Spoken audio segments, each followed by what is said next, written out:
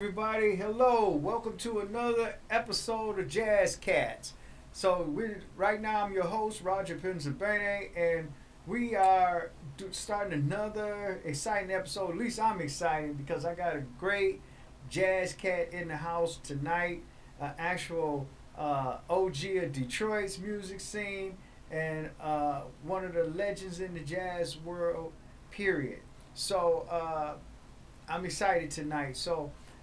Usually I ramble on for a minute with a monologue, but I want to use every second of the time we got tonight for my guests. But I'm doing a little special treat. I'm going live. I included my personal page tonight, I'm going to go live from there too. So anyway, everybody, without further ado, thank you for watching, tuning in to Jazz Cats, and tonight's guest is none other than Mr. Dwayne Parham. We don't have the tracks in here like the other stations, so I'm going to get the claps. Mr. Parham is in the studio tonight, and I'm kind of doing double duty. Everybody, I have a intern engineer in there tonight doing this for the first time, so just bear with us and we'll get through this show, but this is going to be exciting nonetheless. So, Mr. Parham, thank you for being here. Well, thank you for having me. Yeah, no problem. I'm honored to have you here. Like I said on the opening, I consider you, and although I'm not a musician, I've been around the Detroit music world all my life, literally. Okay. And your name has always, since I can recall, been out there in the scenes and stuff, and so to have you, a musician of your stature, to come through the doors and hang out with us is a treat for me. So I thank you for being here, and I mean that sincerely. Well, I thank you for those kind words. My. You know, every musician needs a connoisseur like yourself. Okay. Who puts the artist out, and for one thing, being a voice over radio. Okay. That's not our job, but you handle it well. Well, normally I appreciate the compliment that you gave me, and I actually prefer to be behind the cameras. Okay. But jazz culture is a passion for me now, and I said to myself, I started out doing this show. I kind of created the concept of this show so I could have an avenue, a vehicle to get close to the artists I like, and to just the jazz, get in the thick of it. Awesome. And instead of waiting for the artist to come and go in those passing moments, or me sometimes behind the scenes listening, and I say, well, ask this, and I want to know that, and it wouldn't go the way I wanted it to go. So I got back into the swing of things on this round. So I said, well, I am going to host this show myself, so I can do it the way I want to do it. Which I just want it to be cool. Everybody has their lane. Yeah. And this is your lane. This is your instrument. Yeah. So, and I must say, this is International Jazz Month. So I want to say Happy Jazz Month to you. And back at you. Yes. And that makes it even sweeter. Yeah. But jumping right into it, I mentioned that you are a veteran musician and a native Detroiter, right? Yes, right. Okay. So I noticed when I was doing my research about you, you are a graduate of Cooley High School. Yeah. And so 3 of my 4 children are graduates of Cooley. Okay. As well, and then Charles Prophet, the sax player, informed me yesterday, as a matter of fact, that he is a Cooley graduate. Okay. So I went to Central myself, but because of my kids, now I got a soft spot for Cooley. Well, I had to share this with you. I started off at Northwestern High School. Okay. And my heart and my friends were pretty much at Northwestern. And then when my family moved in the area of Cooley, I attended Cooley. And even before I came to Cooley, one good friend of mine who went to Northwestern as well. His name was Mike Good. He played trumpet, and he went from Northwestern to Cooley, and he was telling all the guys that this guy coming over here named Dwayne Parham, he plays the saxophone. That's my man. He'd be here soon.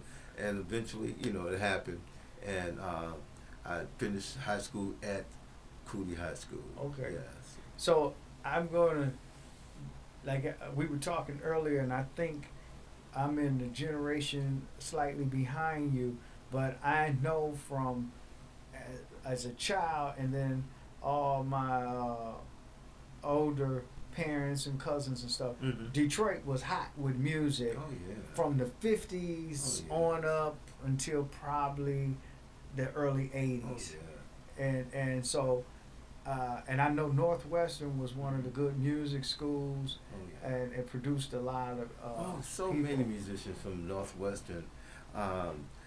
In fact, one trombone player who my good friend James Lewis introduced me to James Tatum.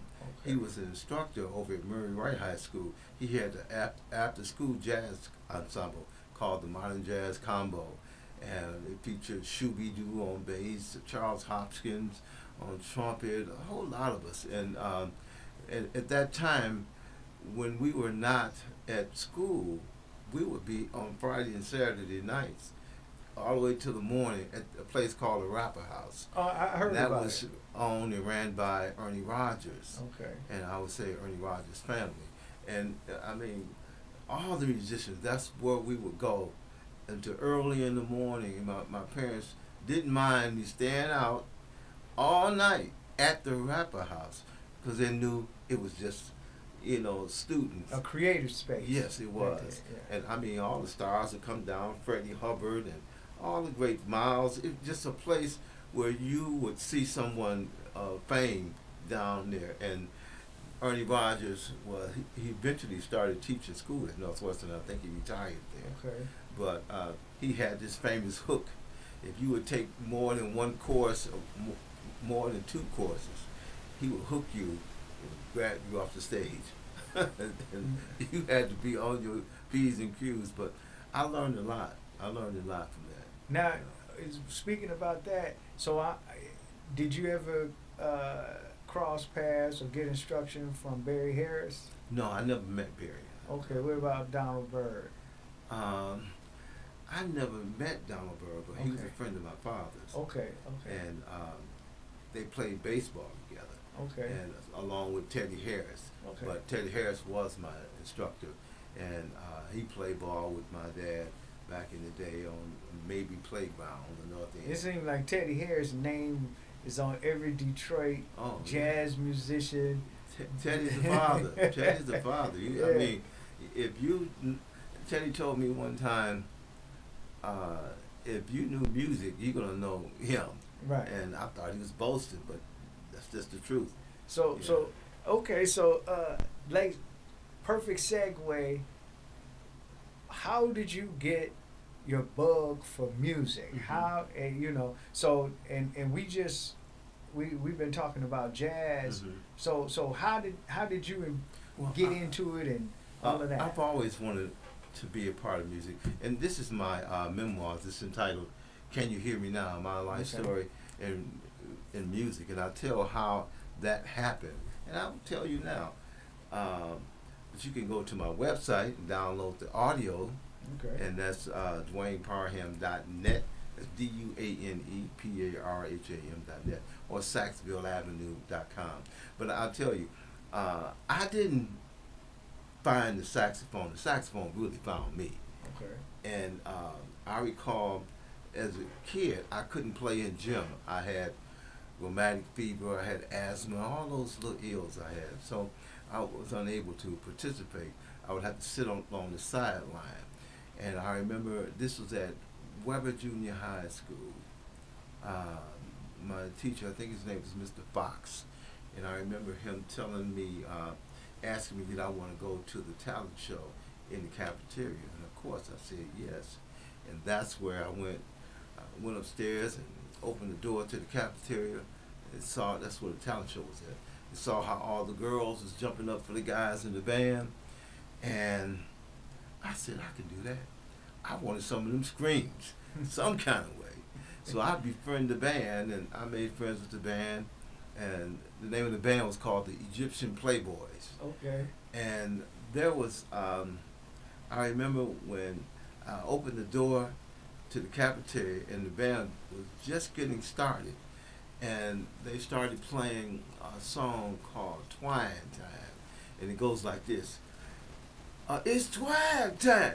Ooh, ah, ooh, ah, ooh, ah. Then the girl started screaming. And when I saw that, I was like, oh my, I got to get. So I befriended the guys, and I would catch the bus to the east side every day. And I remember one day, Smokey's mother said, Parham, I want you to help me clean this room out where the band practices. Smokey Robinson, of course. No. Not Smokey Robinson? No, Okay. Smokey Moore. Smokey Moore. Uh-huh. So he was a guitar player and the band leader. Okay. So he had pulled, so I'm losing my train of thought. So we started moving all the equipment out of the room. And in the process, the door to the closet sort of came ajar.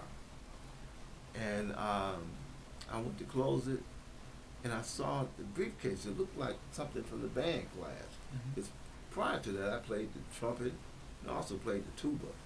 And a few of the guys on the street played trumpet, and much better than I.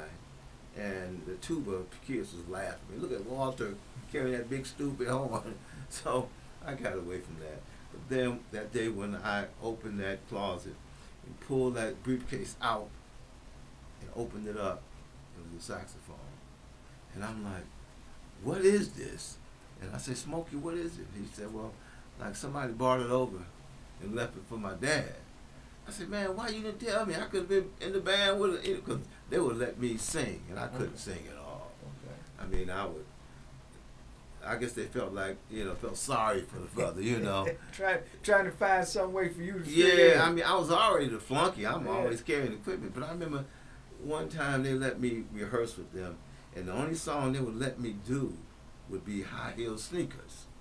Okay. And this is the song that I would, so every time we did a little gig or a little something, I'm like, okay, is it my turn? It's my turn? I said, no, all the time. And one time they said, yeah. So I got on the mic, and they started up, and the band started playing so loud, you couldn't even hear me. But I didn't really care, because I was in the band, Yeah. So when I got ready to really get into it, Smokey said, all right, that's enough. I said, that's enough. And they shut me down. But I was in the band. Yeah. So that's where I got started playing the saxophone. Okay. And, it was like you found it in the closet, peeking at you. Yes, it found me there. And it was waiting on me to get it. So I got it, and I haven't separated. Well, I find it humorous that whether it's some engagement I have in person or if I see it on television or whatever, it seems like for most guys who got into any type of sports or music or entertainment, it wasn't money driven. It was girls. It always comes back to the girls. And when I thought of it later on, I didn't think about the name of the band being the Egyptian Playboys. Yeah. I didn't put all that together, but that's the way it like was. none of the guys think of fame, none of them think of money. They say, oh man, it was either one particular girl or just girls in general. Even in my dad's case, that's what it was with my mother. So it's this. I find that humorous that that's the common thread. But so now Detroit at that time is hot. You got Jackie Wilson. You got like you said, all these jazz greats floating around. Gospel greats at the time. Motown is kicking up hot, this and that. How did you settle for jazz? You instead of going some other route at that time? Yeah, that's a good question. That's a great question. So my mother always liked jazz. During Christmas time, that's all she would play. Okay. Jimmy Smith, Curtis Amy on saxophone, and all she would play is. We didn't have jingle bells going around. We had Jimmy Smith. We had Count Basie. You know, Joe Williams. That's what she listened to. Okay. And then my dad, he was B.B. King. Blues. He loved the blues. Okay. And jazz, I don't know how, I think jazz got into me by a good friend of mine, Dennis Rowland. Dennis Rowland and Dennis Hicks. Dennis was my best friend at that time, musically. Mm-hmm. We would, his sister played bass guitar. His aunt played bass guitar. No, Sharon was his sister.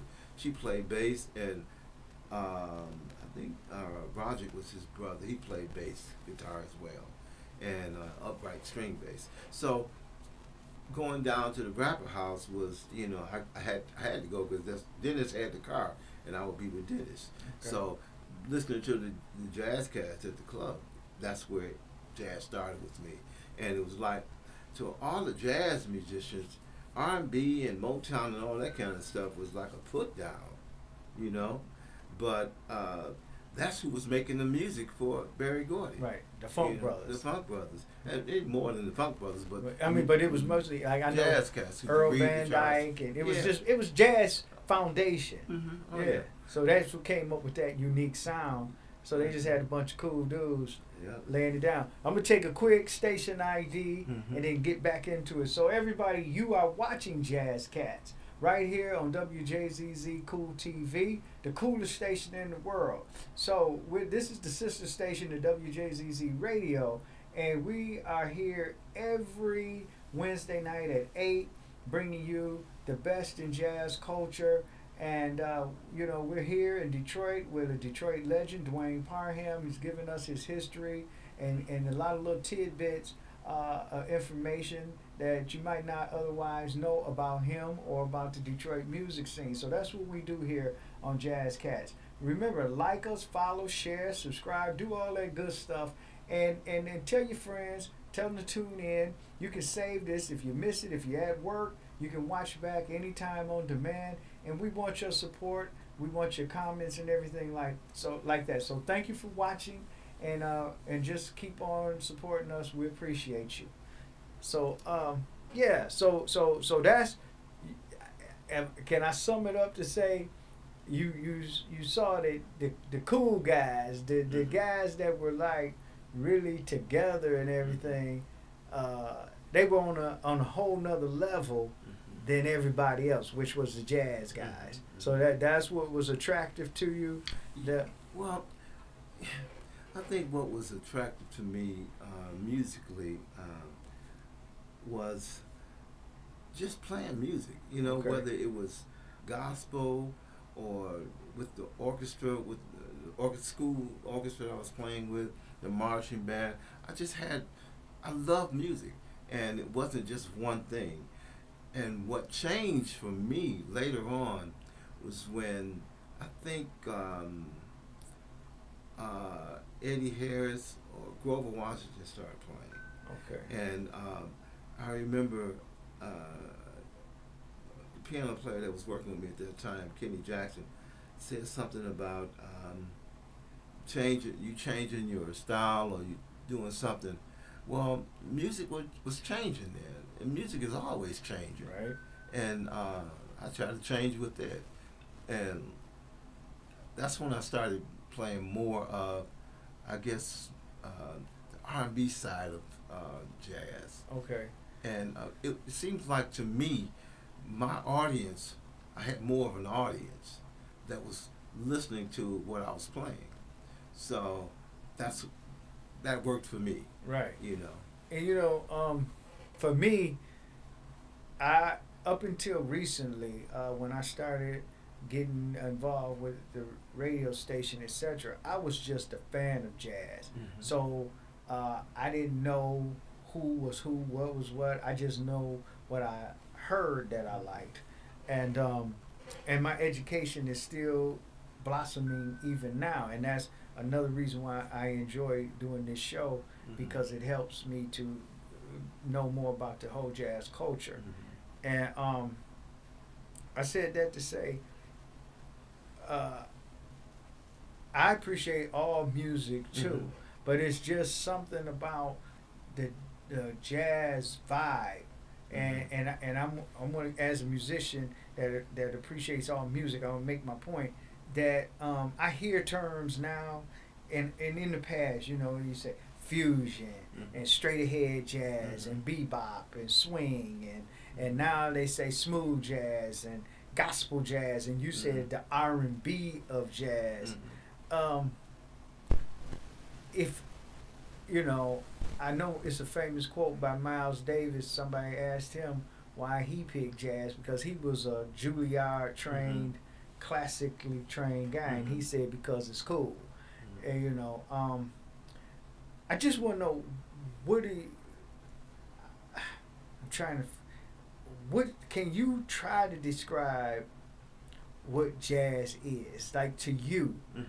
You know, cause I my philosophy is it's a culture. It's not just a genre of music.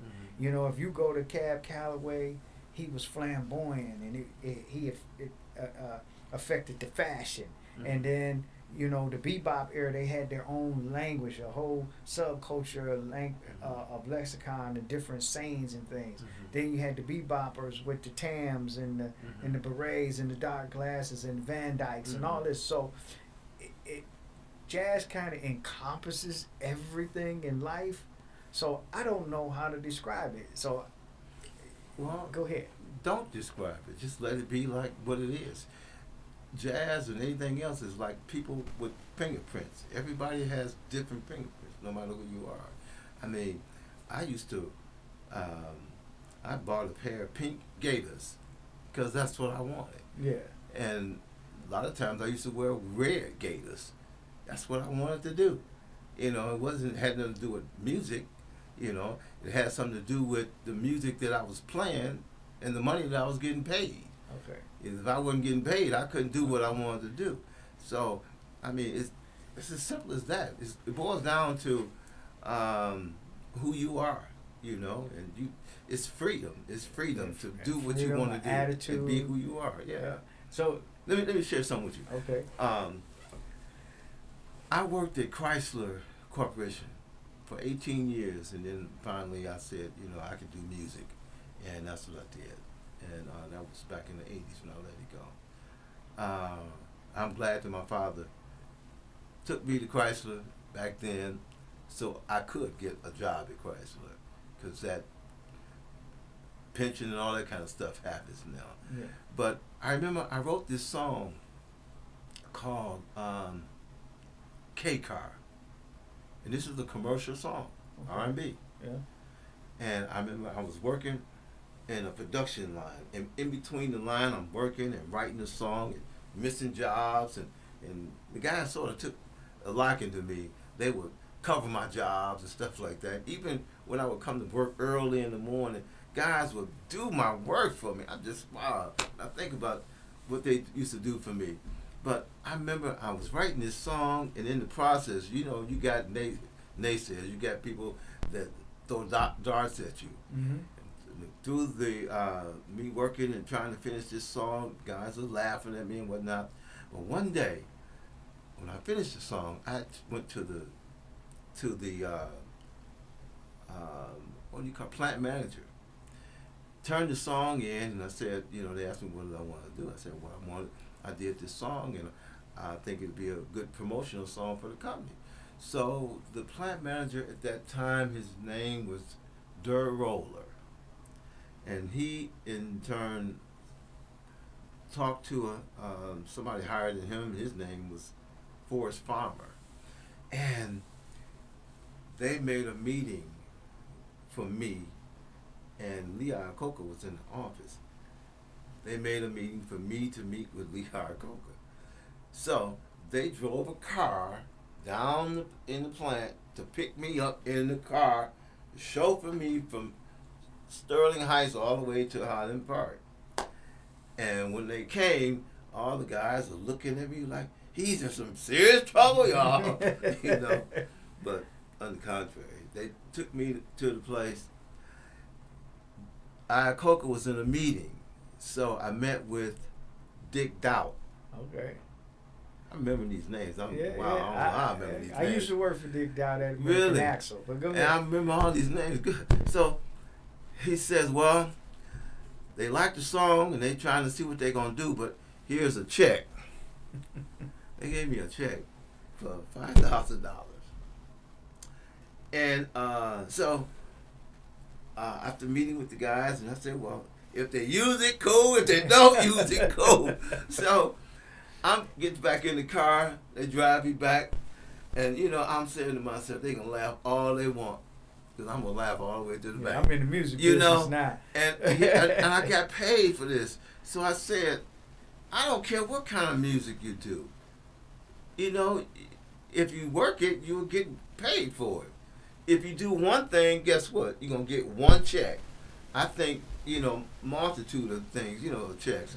Yeah. I mean, that's the way I look at it. Okay, diversify. And I've always been like the servant in the 25th book of Matthew, the servant who got 5 talents. So it just automatically comes to me to do this, that, and the other. Okay. You know, I may be a jack of all trades, a master of none, that's okay. But when God gives me something to do, I work it. Well, that I had the same philosophy. To me, there's no such thing as a good job. Never has been. I try to just enjoy life, and in my older age, try to be positive while I seek my pleasures and fortune. But in my lifetime, me coming of age as a teenager, the Dwayne Parham Society was one of the Detroit groups that was always around. Well, my first group that I put together was called the Ebony Set. Okay. And we all would meet together and we put names in the pot, and my name was the one that was chosen. Ricky Lawson was in the group. Ricky, Eddie Watkins, Victor Hall, Mike Good, and James Hudson on guitar. Those were the first original members of the Ebony Set. And then from the Ebony Set, I put another group together called Cash Money. And we spent a lifetime over at the 10 Gentlemen's Club. Okay. And we had a great time. Then the next group was the Parham's Conspiracy. And we just had a wonderful time at the Cotton Club that featured David Brandon, Kenny Jackson, Byron. Oh, I can't remember all the guys. I'm just getting happy thinking about it. But we just had a wonderful time. From the 10 Gentlemen to the Cotton Club. On Livernois? Yes. Okay, yeah. Yes. Yeah. And all the places in between. Well, you kind of filled that in. I was going to ask you if any bands came before the Parham Society. Yeah. But I know that was the one that was ringing when I was a teenager in the late 70s up into the 80s. And it was like, it was Chapter 8. Yeah. And Dwayne Parham Society, Al Hudson and the Soul Partners, Enchantment, like those was the floaters, you know. So that's how I came aware of you.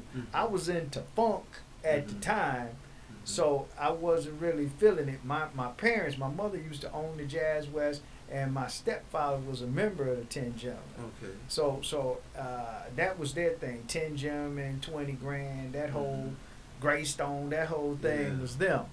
And I came of age, and so I guess you guys was doing a little R&B and jazz and stuff like that. Just playing music, And I just thank the Lord for gospel, because I really began to have another feel in my music when I started playing gospel. I had played all a while, but nothing like now. But if it wasn't for that, I would be who I am today. Okay. You know, and when you said Jazz West, oh man, I think of Cornelius Watson, Watts Club Mozambique gave me my break, and I don't know what I was playing, but he had me playing with Charles Early. He had me put the musicians together to play with Charles, and I remember who I had Melvin Jordan on guitar, Kenny Jackson on keyboards, Byron Allen, Bernard Allen on bass, and Joe Tandy on drums, and Greg Mathis on trumpet. I don't know how in the world I remembered all these names. I'm glad I sparked your memory. I don't know how I'm doing it, but wow, yeah.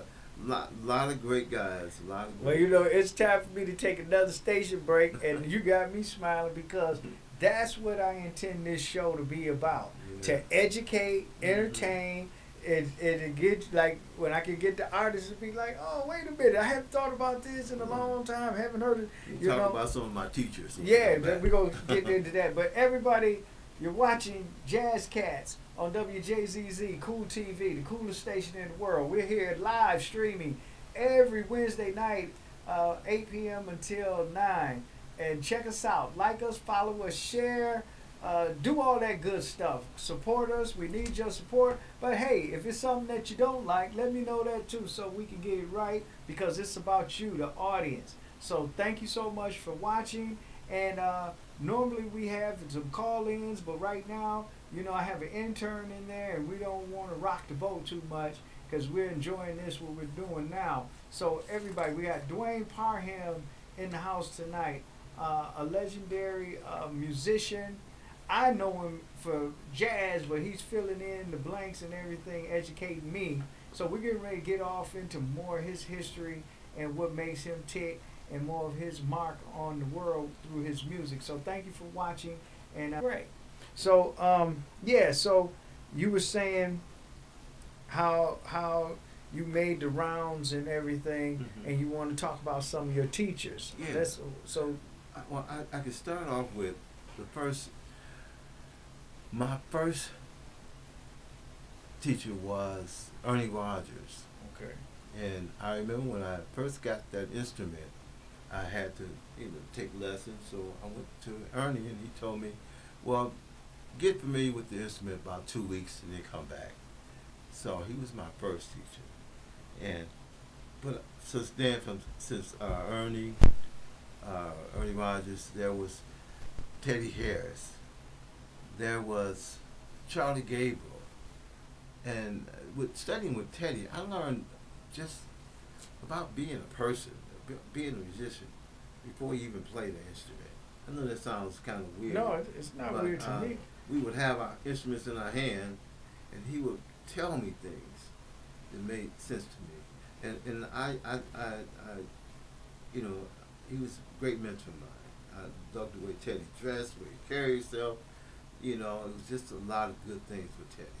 And Charlie Gabriel, when I started playing gospel, I had to ask him, was that okay?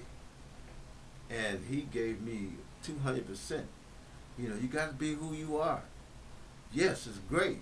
Do this and do that. And don't let nobody come between that. So I got that from Charlie. From Bobby Barnes. Bobby was,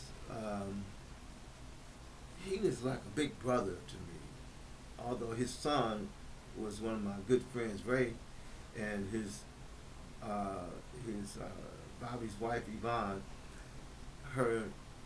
she worked with my father because he had the bowling team where he taught the kids. Okay. He was, I guess you could say, CEO of the YBA Youth Bowling Association. And there was other instructors that I had along the way. But here recently, things are really coming together for me after all these years. But, sometimes it takes a little longer. Well, we covered a lot of the history to get up to now. So what I want to do, because the time goes by fast when you're really enjoying it. Okay. And I know you got a new album out, and you blessed me to send over a couple cuts. And there's the one on there I really like. And I admit I'm hard on the smooth jazz. I'm more of a straight ahead. But I don't know which one it is, but I don't want to guess. But I'm gonna say one thing. One of those songs has already reached over 100,000 hits, and another one is really gaining. But these are a few of the. There's some of the good ones, but right. I got some real nice ones on there. The name of the CD is called Sugar Melts. Oh, okay. Well, this is what I got to do to make sure I turn on as many people to this tune as I can. Okay. And everybody, excuse me, like I said, we have an intern tonight, and so some of the stuff we gonna have to improvise. So I'm gonna play the song in here versus through the system, but you'll be able to hear it nonetheless. So this one here, this is the one that really I was really enjoying it.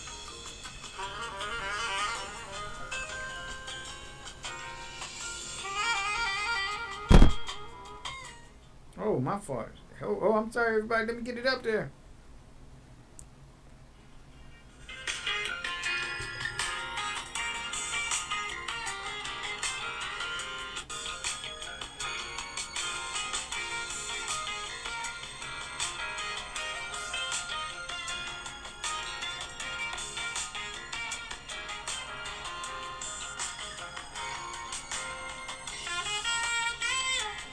I'll get a little bit of that.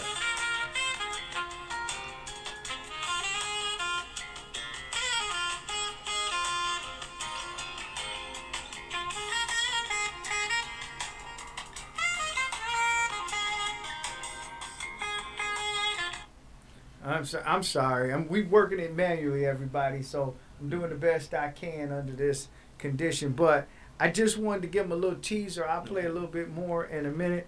But so what's the? You go ahead. Tell me the name of that one. The title of that song is "My Turn." That's okay. That's what I got right here. Turn. My turn. And sax is my favorite instrument. Okay. And so that really caught me. And it's smooth, but I don't know. It's I like the sound, and like you said, that's what matters. I like it, and I want to talk about all deeper into this project, and then come back to the business, and because one of the things I think overall,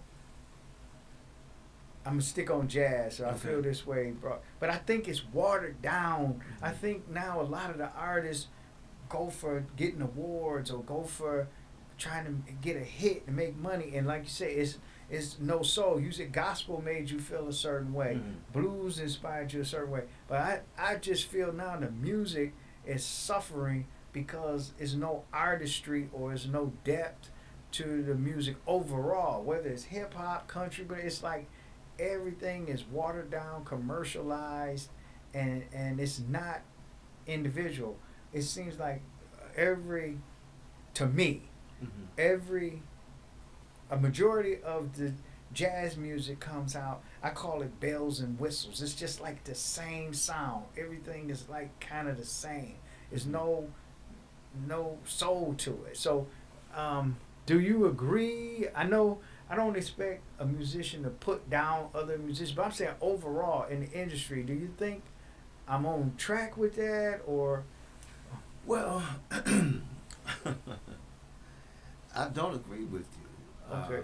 But you're entitled to your opinion. No, I'm. Everybody has to find their niche, and if it means bells and whistles that get you several more thousands of dollars, you use bells and whistles. If you want to be a starving artist forever, don't use it. It's just as plain as that. And I don't plan to be that way. No, I got you. So I understand the practicality of it. We don't play music for ourselves. We do when we study music, and then we go into recording. It's altogether different. The music that you record is not going to be yours when you release it. Okay. It's whoever gets it. They may take your music and clean their house, or take your music and make babies. It's not yours anymore. So you got to give people what they want. You can't give them a bunch of notes that you throw on a page and let them figure it out. They got to get something that they feel that they can relate to. Right. I agree with that. All this is about relationships. Okay. You're making relationships from an artist standpoint. Maybe from a business person like yours, that's the way you feel, and you're entitled to that. But as an artist, I want you to love what I'm doing, and I want you to spend your money and buy it. Right. Yeah. So it's my perspective and opinion is coming from both. It's coming from the bottom line business guy, but at the end of the day, I like to kick back like everybody else and just enjoy whatever. So and I understand, like even I do stuff to make money. So I get that part. So let me try to And one thing about those bells and whistles, they're not just something somebody throw together. Those programs, somebody programmed, put a lot of time and effort to make these things sound like they should sound. So an artist can come along with, like myself, or like my producer Mo Woodsett, come along and it sounds good, and he wants to put that in the flavor. You know, you get all these. It's like making a big, and you got a little bit of spice here and a little bit of spice of bells here, and you got to put it together. If it don't work, take it out and put something else in there. And see, that's, I'm sorry, I'm gonna have to get you to come back because we got about 10 minutes left, and it's still things about you I want to get in. Okay. But just on this note, real quick, cause we all have to make money. It's a business. Yeah. Business means profit. So, but the music business, 70s, 80s.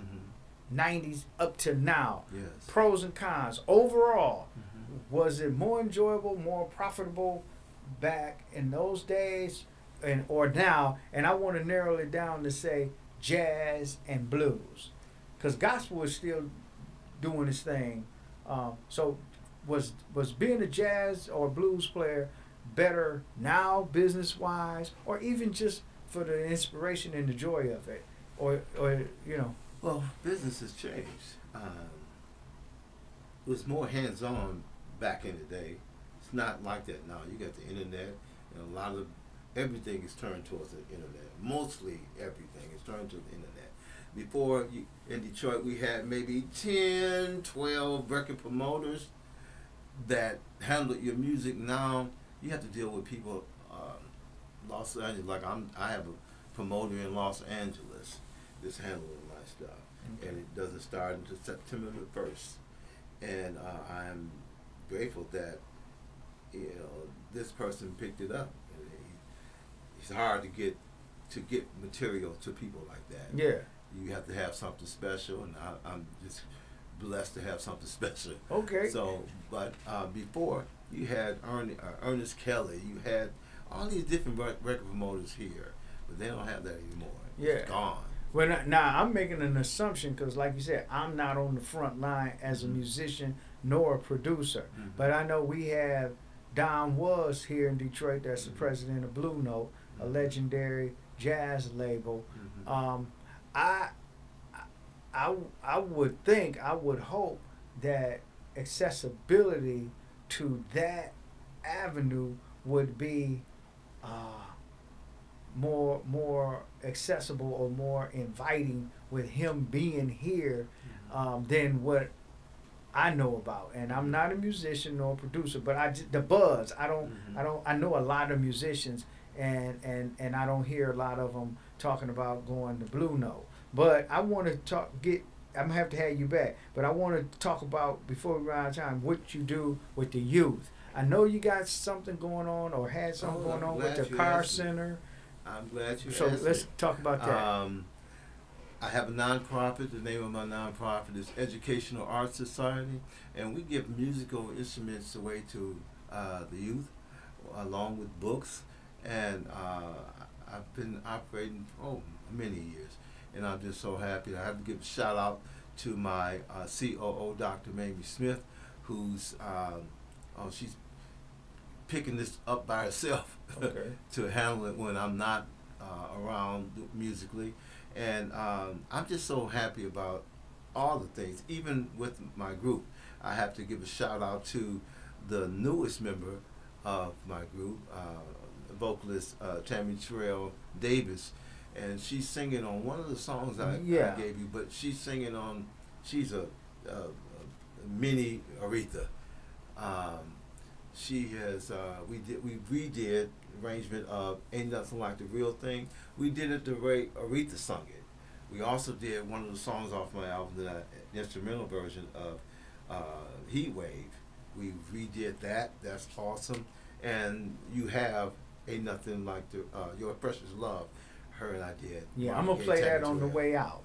But so are you still, is the Car Center thing something from the past, or is it still ongoing now, what you do at the Car Center? Yeah, I'm still involved with the Car Center, as well as a few other companies through Now my memory's got me. But I had been teaching over at Duke Ellington, Okay. and that was affiliated with that. Okay. So yeah. Okay. But then, let everybody know where each project. Let them know where they can get the book at, Okay. and let them know where they can support that youth project, make donations, etc. So Once again, this is my memoirs. Is entitled "Can You Hear Me Now?" And you can go to my website. My website, once again, is DwayneParham.net. And if you go to my website now, you can download Chapter 1 and the prologue for free. And when you get to the website, click on the link that says "Can You Hear Me Now?" and it'll take you to all the audio books. And click the first one, and it's yours. and how can we support the youth If program? you would like to support, make a donation to my nonprofit educational arts society, you can go to easymusic.org. That's EASZ music MUSIC.org, and follow the prompts to donate. And a little bit about the album, where to pick the album up, how it's doing on the chart. You can go CD Baby. You can go to Amazon, all over the internet, and let it bless you. All right. Okay, yeah. So My turn, and Your Precious Love. and we're gonna let Your Precious Love with Tammy Terrell Davis take us out. But I'm gonna get a couple more questions in Mm-hmm. that I really and I'm kind of gathering intel for my own purposes for what I do as far as promoting concerts and things like that. Mm-hmm. And trying to bring in some of the more known talent Mm-hmm. from other states, cities. I thought the money part was going to be what I had to be concerned about and negotiate. Mm-hmm. And I've had some well-known, and we're talking jazz because that's mainly what I do at the moment. Mm-hmm. Say to me, Roger, listen, I can work with you on the money Mm-hmm. because I know how it is, etc., etc. But I don't want to come to Detroit because I don't want to play for an empty house. Mm-hmm. Even if you paid me all in full, I don't want to play Mm-hmm. for an empty house. And then we go into these conversations about